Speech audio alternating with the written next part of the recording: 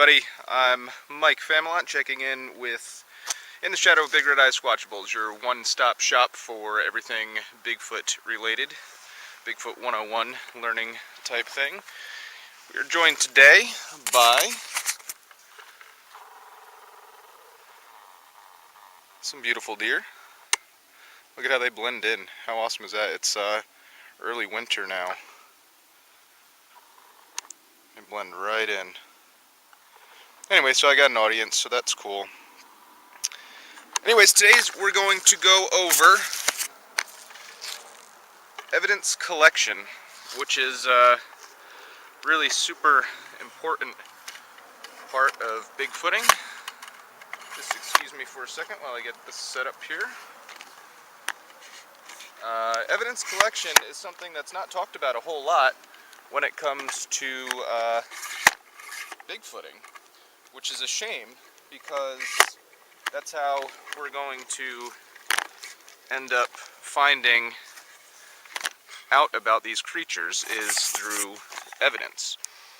So I'm going to show you, this is my day pack here, has everything that I need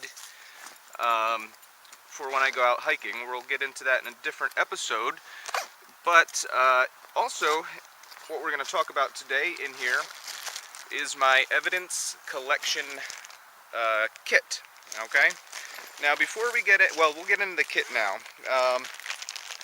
So in here, just a paper plastic bag. In here we have paper bags. We've got a bunch of them, and that is for to put evidence in. Hair, whether it be hair or oh, it's a nice buck. They're coming closer. Hey!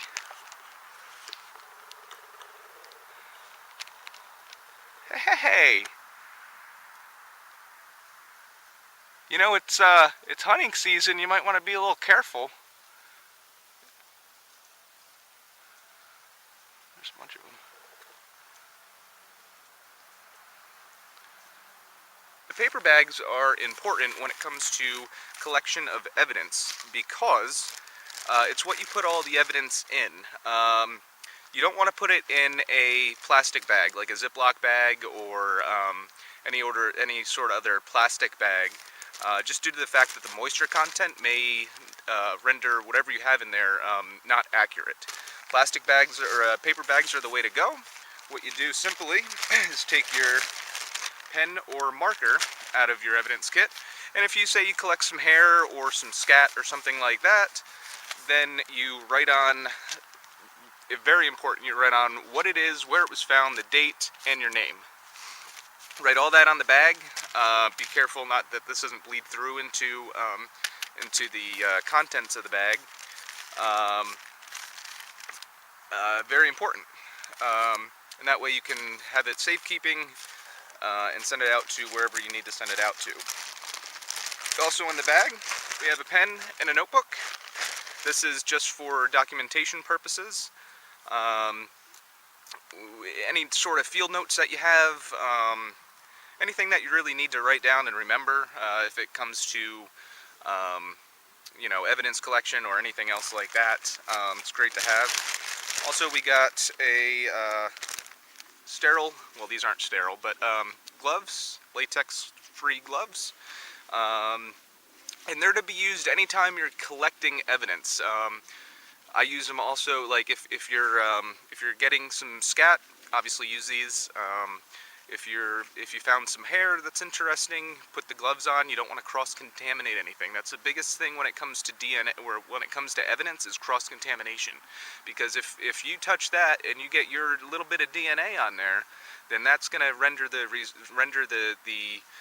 whatever it is that you found, you won't be able to use it, so it'll automatically be thrown out. And if we're trying to find a new species, then we want to make sure that everything is perfect in the way it needs to be. Another thing in the bag, very important, tweezers. Just your common household tweezers. And we use them if we found some hair. And again, you're going to use these in conjunction with your gloves, and that's in an effort to reduce cross-contamination. So you're not going to actually touch the hair with your hands. Very important. You're going to use the tweezers, put them right in the bag, document on the bag. And the final thing we have in here is a standard 12-foot tape measure, and that is for if you find any tracks or just kind of a general use thing. You can measure the tracks. Great scale item. It's always important. We'll get into that in a second. If you want to measure tree breaks, stride length, the prints, the width, the length, anything. I mean, it has multiple uses, especially especially when it comes to bigfooting. So you always want to have this tape measure on you. So it's a very simple evidence collection kit, and it's not intensive. It'll cost maybe $3 to make, but you could prove a species if you have the right evidence. So definitely important. Now we're going to get into the types of evidence themselves. There's three types of evidence. There's physical, video, and audio evidence. We'll get into the visual evidence first. That's the kind of the easiest one to go about. And that one's very simple. It's seeing a Bigfoot. So what do you do to collect that evidence? You take out your phone. I have a real quick, easy up camera. Boom. Now keep in mind, it's very difficult to capture clear evidence of Bigfoot, and people always ask, well, why is there blurry pictures of Bigfoot? Well, the average sighting lasts 3 seconds, so it's to be able to take your phone out and get to your camera before it runs away. That's why they're blurry. The other type of camera that you can use which is a video camera, what I'm using right now and what we bring out into the field, and we have it on a lot when we film our episodes of In the Shadow of Big Red Eye. We come home after a 3-day trip. We come home with over easily 24 hours of video footage alone. That doesn't include the trail camera footage, audio, and everything else. So it's always better to be filming than not. Yeah, the batteries die, but you have to, again, 3 seconds is very quick. So if you don't have that ready, you might miss it. So that's your visual evidence. Not too much more to get into. Then we're going to get into physical evidence, and that's the most important piece of evidence because it can produce the most results. There's different types of physical evidence. We'll start out with prints. If you find a print on the ground, that would be a type of physical evidence. It's physically left behind by a Bigfoot. And that's another episode, which we'll get into at a later time. Second type of physical evidence, you got hair. Very hard to find Bigfoot hair. I've not been able to so far, and I've looked. Good places to look are near tree structures, near prints. If you think that it might be something, go ahead and collect it. Like we discussed before, gloves and tweezers, put it in that bag and seal it up and bring it home to safekeeping. The other type of physical evidence is, we have scat, which you should know what kind of animals are in the woods with you and what kind of animals leave what kind of scat, so that way you're not bringing a bag of poop home with you. Done it. It's not fun. It smells, especially if it's fresh. Parents did not like it in the refrigerator, which is where I put it. So know the type of animals. If it's something very that doesn't look like any other sort of animal, bag and tag it, man. That's what it's about. It's evidence collection. Then you can go home and get it analyzed by someone professional that knows what they're doing. And the same way with the hair and the casts. The other sort of physical evidence that we have are tree breaks and tree structures. I'm going to put up a couple pictures of ones we've found throughout the years. The one thing about the tree structures and the bends and the breaks, you want to look for, again, and you're going to hear me say this a lot, is patterns. If trees are all down in one certain way, if they all look the same, if they're all the same diameter tree, the same width of the tree, if they're all toppled over the same direction and you're in somewhere that snows, you got to think maybe it's snow load from the previous year or that year. So you got to know the weather, you got to know what you're dealing with when it comes to that. Also know the tree type and stuff like that. Know what trees are hardwood and softwood. They're going to be able to be bent or broken. But again, back to patterns. If you see big trees that are broken in certain increments, certain ways, that is outside of human range, then you might have something there.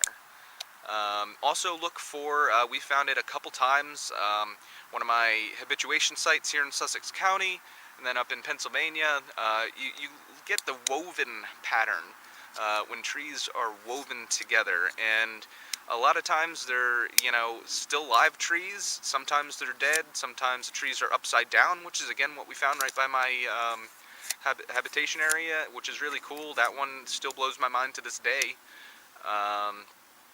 But yeah, if they're interwoven, there's a high, unless a tornado went right through there, very hard to do. A lot of times they're outside of human range, a human couldn't do it, so keep that in mind. So then we get to the final kind of facet of evidence, which is audio evidence, and that's going to be captured using your digital voice recorder. Now, something we're going to go over more about this in the I have a different episode coming out where the equipment that we bring in, but this is a digital voice recorder.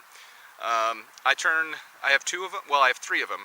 I turn one on right before I get out of the car, and it runs the entire time. It's considered the camp recorder. I leave it at camp. It's always running no matter what. The only time I won't do that is if we're in a campground with a whole bunch of other people and kids around, because it's just gonna pick up all that all night, and it's not even gonna be worth it.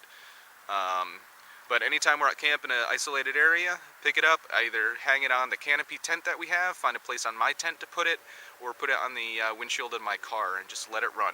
That's all it is, just letting it run.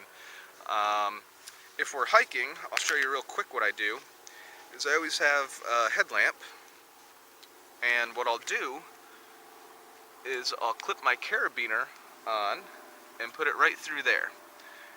And that way people can tell when the red light's on, just ask them if the light's on, that means it's recording. And I put it right next to my ear, because that way anything that I hear, the voice recorder is going to pick up. Anytime that you hear possible evidence that you want to go back and check, what you do is you find where it records, and this recorder, it's on both sides. You do one of these things, and then you say what it was and timestamp it. When you turn the recorder on, describe the date, the weather, the location, all that good stuff, who you're with, where you are, all that, so you have record of it, because sometimes on extended expeditions this is going to go on and off and on and off and on and off, and if you do capture something, you want to know exactly where you were. And once you turn it on, you want to say the time too, because if you say the time, if say it's 7 o'clock and you hear something at 7:25, you're going to see on the voice recorder, you're going to hit that little thing on the side, mark it, it's going to say 25 minutes, so that way you go back and look at what time you started the recording. If it was 7 o'clock, it's going to be at 7:25 in the afternoon or in the evening. So important, and the reason why we mark it and do like that is when you go back and you plug this into your computer, you use a program called Audacity, and I'm going to get into that again when we go over our equipment. It's kind of more in-depth, but we basically put all this audio throughout the whole night and the whole trip. We put it on a spectrogram, so you don't have to sit through and listen to every minute and every second of your trip. You can look and actually see audio, which is really cool, and you can there's some telltale signs of what a Bigfoot sounds like and things to look for. So we'll go over that in a different episode. You have 3 voice recorders, if you do have 3. What's really cool and what you can do, something I like to do, it's triangulate. And that is, you put up 3 voice recorders, certain distances apart, you measure them, you document, and you put them up around camp or wherever you're at. And if you do get a Bigfoot howl or a knock or something like that, you can go back, and as long as everything is you documented properly on here, where when you turned it on, you said the time, everything like that, you can actually go back and with the triangulation pattern draw a map and see exactly how far, well, listening to different decibel levels, which we'll get into when we go over Audacity, you could see what direction the vocalization was coming from, and even how far away, which is really cool. And that's all with triangulation. It's kind of like how when you call 911 from a cell phone, they can triangulate it through certain cell phone towers, and it's pretty accurate. It's really neat. So that's something, again, we'll get into at a later time. So anyway, to sum up your evidence and evidence collection, you're looking for patterns, and when you document everything properly, you're able to share your information and see different patterns. When you see different patterns, it leads to more evidence. When you have more evidence, that's one step closer to actually getting this species documented and official. Again, patterns, patterns, patterns, and always document everything. I wish you the best of luck out there if you do go out and look for Bigfoot. Again, subscribe to the channel. I hope you enjoyed this episode. You know, there's going to be a bunch more coming out. And keep it squatchy. I'm Mike Familant from In the Shadow of Big Red Eye and Squatchables. I hope you guys have a great evening.